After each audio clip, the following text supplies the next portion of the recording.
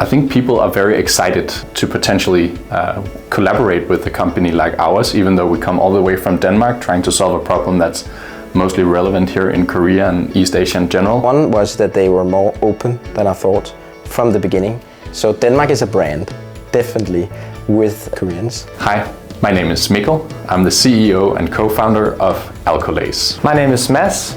I'm a Chief Scientific Officer in Alcolase. I'm responsible of the laboratory and also patent. Alcolase is a startup company trying to help people who suffer from alcohol intolerance. My name is Matthias and I am co-founder and COO of Leagues GG. Leagues is a gaming and esports startup. We do gaming and esports events and technology for gamers to engage more with esports. The reason we ended up choosing Korea as our beachhead market is mainly we see Korea as the trendsetter in East Asia. So it's a very new and dynamic market. It's also easy to get into because the population is very trendy. They want the newest tech. And then when you have shown that you actually have a great product in Korea, it's then quite easy to expand to China and Japan. And we came to South Korea since actually I contacted the Innovation Center and we got in contact with a really good partner that helped us integrate into the South Korean startup ecosystem. And through that we also applied for some government funding that helped us really do a good market entry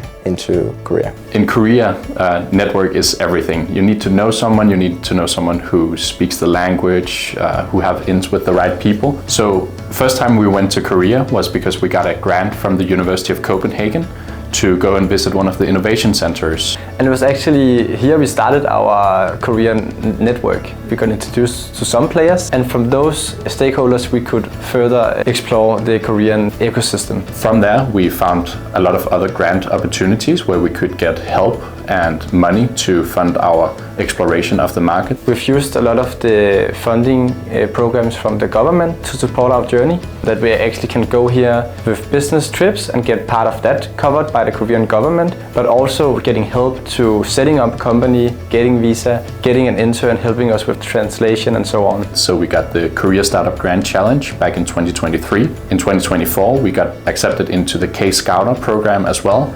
as the non-Korean commercialization program. So at this point we've actually got quite a lot of support from the Korean government to go visit Korea. And from this it's very connected how you do the business in Korea. So K-Startup Grant Challenge and also look at the Oasis program.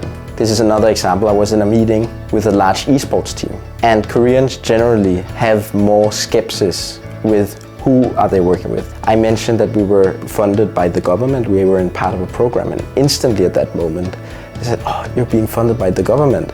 Then suddenly there's much more interest because they understand that you are a real company and that you've kind of been approved by somebody. So being approved just by being in some kind of government program already takes you a little further than what you would have been if you just came in from nothing.